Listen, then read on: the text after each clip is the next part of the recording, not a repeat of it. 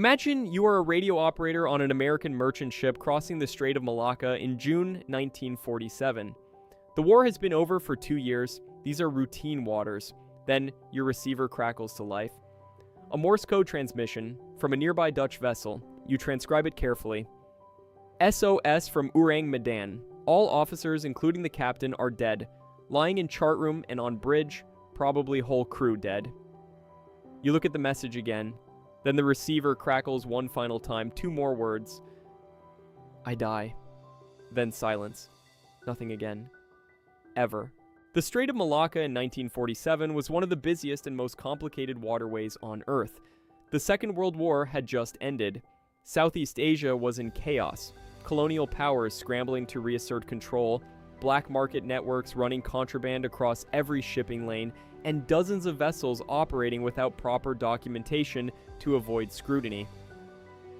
Dutch ships were among the most common, as the small European power sought to restore its massive colonial interests in what later became Indonesia. It was into these waters, lawless, busy, and poorly monitored, that the SS Ourang Medan disappeared. And it's partly because of those waters that the truth of what happened has never been confirmed. The radio broadcast was picked up by nearby ships, including an American vessel, the Silver Star. The Silver Star's captain diverted course immediately. With the help of Dutch and British listening posts, the coordinates of the vessel were triangulated. Several hours later, the lookout spotted the Ourang Medan, drifting, dead in the water, engines off, lights out, not a soul visible on deck. Repeated attempts to hail her went unanswered. The captain organized a boarding party. What they found when they climbed aboard has been debated, disputed, and analyzed for nearly 80 years. Nothing moved aboard the Dutch ship, and hails went unanswered. Not even the ship's dog barked. The ship was found littered with corpses everywhere, the dead bodies sprawled on their backs, frozen faces upturned to the sun, mouths gaping open and eyes staring straight ahead. No survivors, no visible injuries, no blood, no wounds of any kind. The local temperature was in excess of 100 degrees Fahrenheit, but members of the boarding team felt an ominous chill coming from somewhere below. The ship itself appeared entirely undamaged. Then, as the Silver Star crew prepared to tow the Ourang Medan to port, smoke began rising from the cargo hold. Within minutes, the ship erupted in a massive explosion, so powerful it reportedly lifted the freighter out of the water before it splashed back down and sank beneath the waves.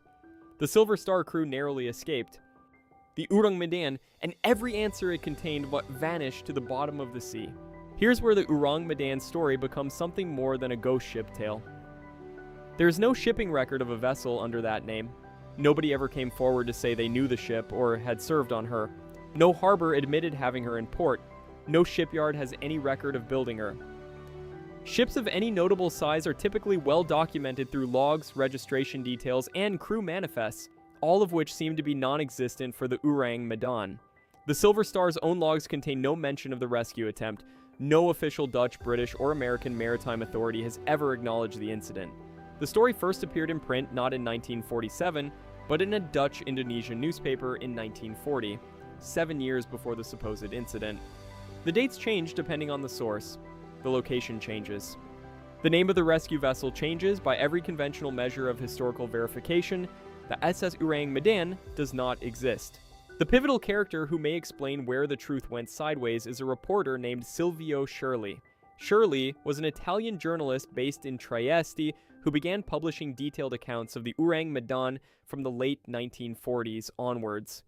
His accounts introduced most of the specific details that entered the wider story: the frozen faces, the outstretched arms, the ominous chill despite the tropical heat. Shirley claimed to have spoken to witnesses. He named the Silver Star specifically. But Shirley himself has never been verified as a real journalist. No record of his employment at any publication has been confirmed. He may have been a pen name. He may have been a fabricator. The reports became embellished by others looking to profit from the story. Yet the 1952 U.S. Coast Guard publication repeated elements of his account as if they were established fact, lending the story an air of official credibility it may never have deserved. Then there is the survivor. One account spoke of a man named Jerry Rabbit who reportedly washed up on the shore of the Marshall Islands in a lifeboat with 6 dead crew members 10 days after the Ourang Medan exploded. He made contact with a missionary and told him the ship had sailed from Shanghai carrying 15,000 crates of unknown cargo bound for Costa Rica. He said he didn't know what was in the crates. He died shortly after telling this story. The missionary's account was published. Jerry Rabbit was never corroborated by any other source, and as one researcher pointedly noted, the straight-line distance between the Malacca Strait and the Marshall Islands is somewhere in the region of 5,000 miles. A lifeboat survivor traveling that distance in 10 days with 6 dead companions, and washing up at precisely the right location to tell his story to a missionary, is, at minimum, extraordinary. In 1959, 12 years after the supposed incident, the CIA published a document outlining the SS Ourang Medan's mysterious circumstances. That document is real. It exists. It is publicly available. Why a United States intelligence agency was documenting a maritime ghost story from 1947 has never been satisfactorily explained. The document does not solve the mystery. It does not confirm the ship existed. It simply acknowledges the story, and by acknowledging it, lends it a weight that no newspaper report had managed to give it. The question that follows is an uncomfortable one. Would the CIA document an urban legend? Or did they know something about what the Ourang Medan was carrying that made it worth their attention? The most widely supported theory among serious researchers is that the Ourang Medan was carrying illegal chemical cargo and the crew died from toxic gas exposure. According to a German booklet written in 1954, the cargo hold contained potassium cyanide and nitroglycerin.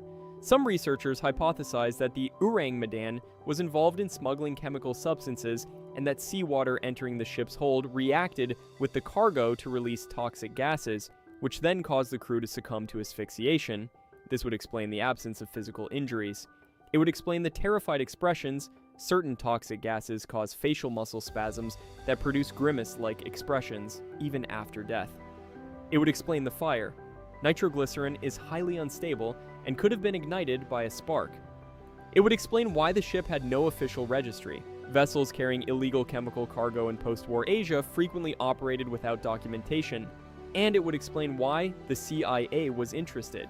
One source places the incident in 1940, claiming that the Ourang Medan was in fact transporting chemical warfare agents for the notorious Japanese Unit 731.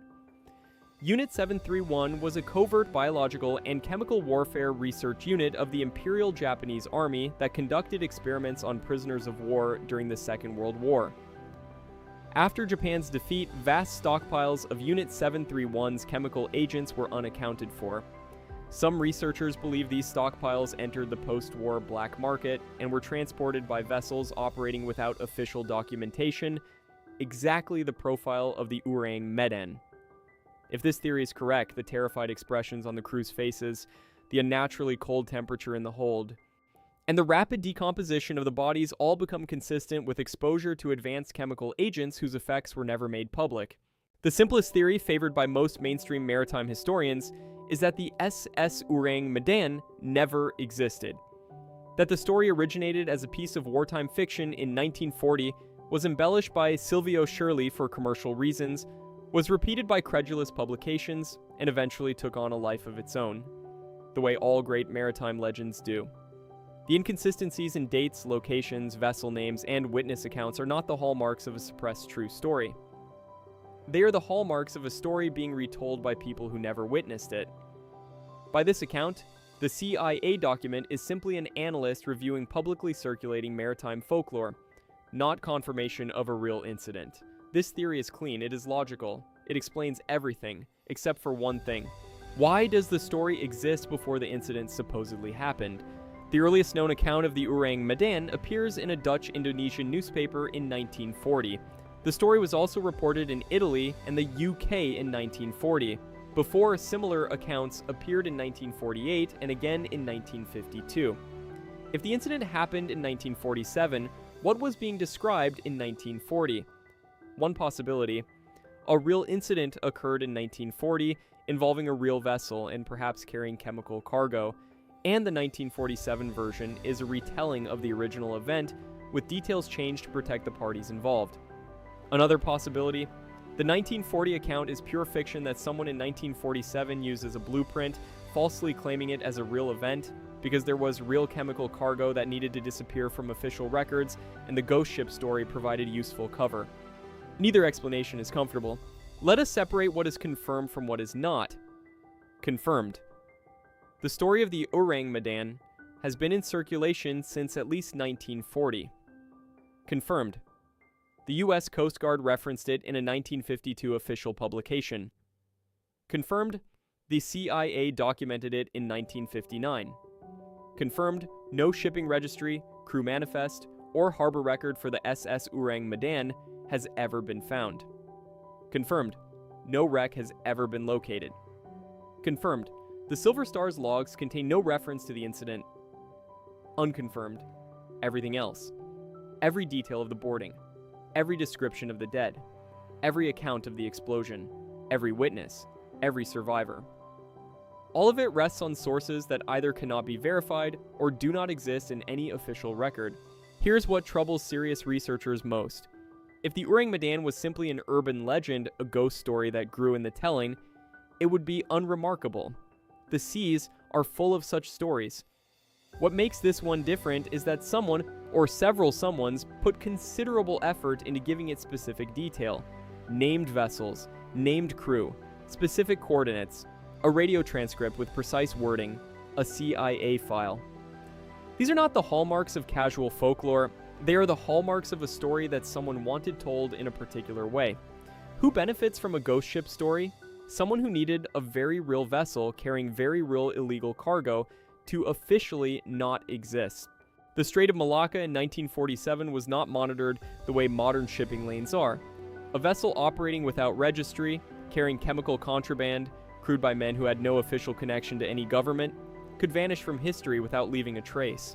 If the crew died from toxic gas exposure and the ship exploded and sank, and if the only witnesses were a crew of American merchant sailors whose captain had every reason not to file a report involving illegal cargo, then the official record would be exactly what it is: empty. The absence of evidence is not evidence of absence. It may simply be evidence of a very effective cover-up. The SS Ourang Medan may be a legend. It may be a real ship that carried a real secret to the bottom of the Strait of Malacca. It may be both, a real incident given a false name and a fictional face so that the truth could be buried with it. What we know is this: 2 words were transmitted from somewhere in those waters in the late 1940s. Whether from a real radio operator in his final moments or from a typewriter in a journalist's apartment in Trieste, those 2 words are the reason this story has survived for 80 years. I die. Whoever sent them, whatever they meant, they worked. If this is your first video on this channel, there are new mysteries here every week. Subscribe so you don't miss the next one, and leave your verdict in the comments. Did the Ourang Medan exist? I want to know what you think.